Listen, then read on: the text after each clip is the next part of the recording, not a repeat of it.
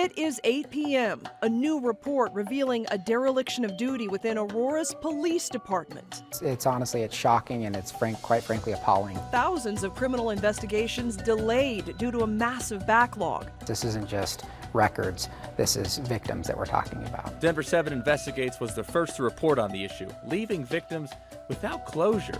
There hasn't even been an attempt at justice because they haven't been investigated. Tonight we look into this searing report and what city council members are calling a, quote, meltdown of leadership. This is just another example of the systemic failure of the leadership in our police department. Plus, what's being done to fix the problems plaguing the city for years? The only thing I can say is I'm sorry. We need to do better. Aurora police have an obligation to investigate crimes reported by the community. Well, the new report tonight shows they have not lived up to their end of the bargain. Good evening and thank you for watching Denver 7 News on Local 3. I'm Jacqueline Allen. I'm Danny New. A report obtained by Denver 7 Investigates shows more than 2,500 cases were backlogged for investigation.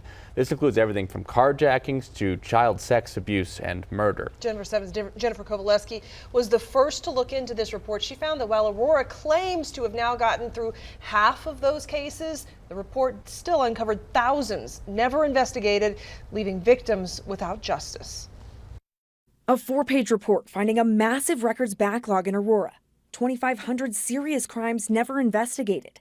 Cases including murder, child abuse, and carjackings going back to last year. It's shocking and it's quite frankly appalling. City Councilman Dustin Zvonik is chair of Aurora's Public Safety Committee. He's now calling for accountability. I'm deeply concerned and I hope that there is accountability for any and everybody who's involved with not bringing this forward sooner. How does a city as large as Aurora fail to investigate more than 2,000 cases? I think we need to figure out what it was that led to this backlog. And for me, this is just another example of the systemic failure of the leadership in our police department. The report from an outside agency says the delays put the police department at an astounding risk and huge liability.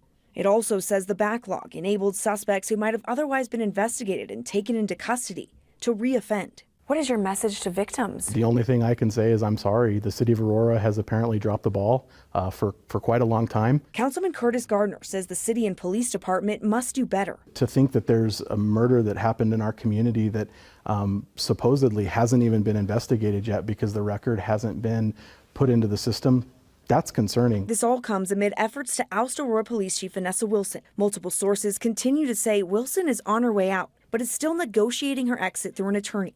Does the chief have responsibility with what happened? Absolutely she does. In the report, it says that the police department actually knew about this problem. Wilson's attorney says Chief Wilson did not create this problem and cannot be blamed for it. Her attorney stresses Wilson has raised this ongoing issue for a long time and has been asking for additional resources to fix it. It's just another attempt to throw mud on Chief Wilson and claim this is all her fault so they could justify terminating her. Jennifer Kovaleski, Denver 7.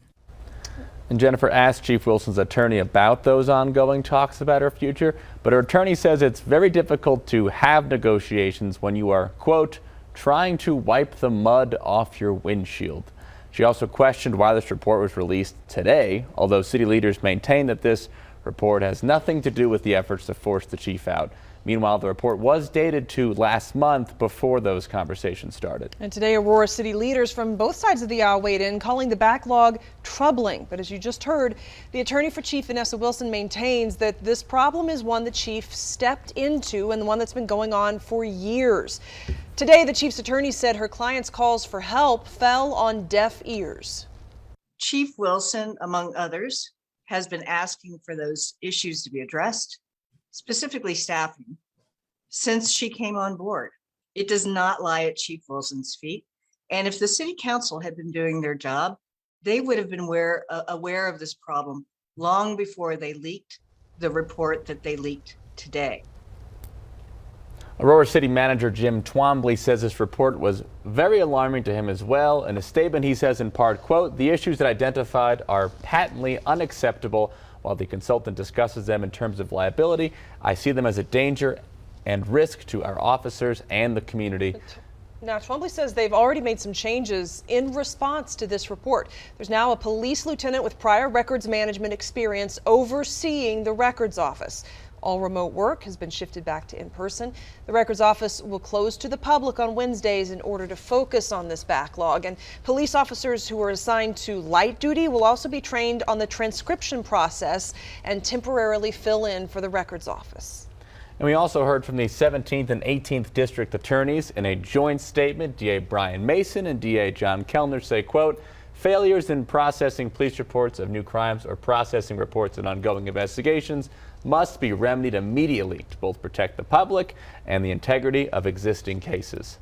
And you can find our full reporting on both this latest audit as well as the future of Chief Wilson's job right now on thedenverchannel.com.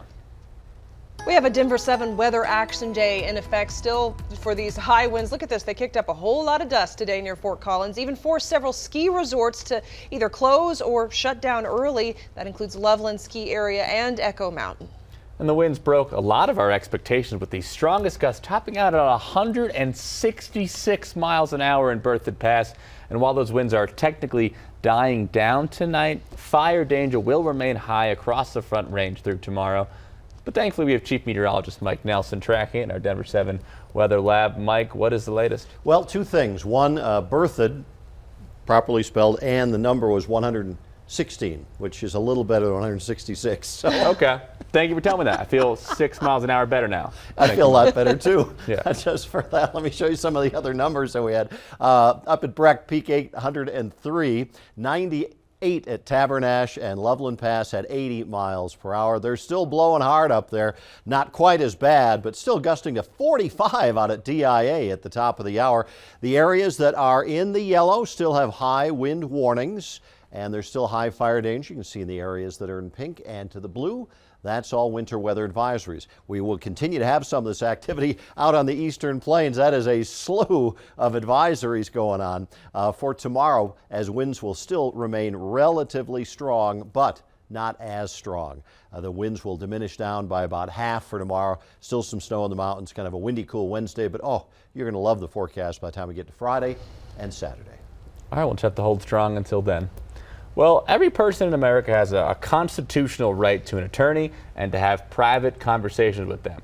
But what happens if those awaiting trial in jail have their phone calls recorded? Well, that is what happened in Larimer County, and now a Colorado attorney has filed a motion that could mean big legal changes to our system of justice. Denver 7's Rob Harris is here to break down the case and what it could mean. Hey, Rob. Yeah, hey guys, so here is the backstory. The motion's been filed by attorney Jason Flores Williams. His client was arrested on drug trafficking charges last year, is being held on a $500,000 bond. Now, Flores Williams took the case, but in the process of discovery, learned that several calls with his client were recorded because they took place on the main inmate phone line at Larimer County Detention Center.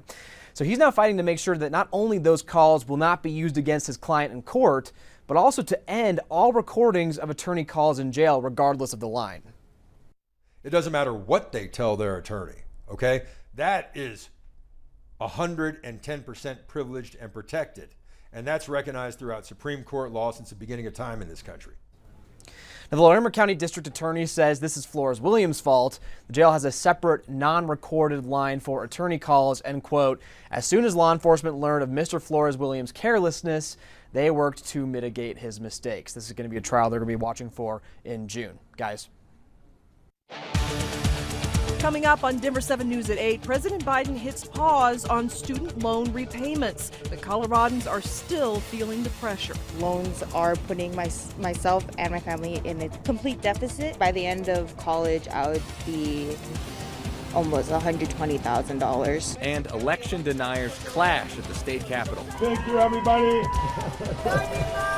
Those strong winds have really been whipping, but calmer conditions are on the way. Plus, we speak with Judd Apatow about his new star-studded comedy. I don't really have much to give the world other than a 2-hour break and some laughs.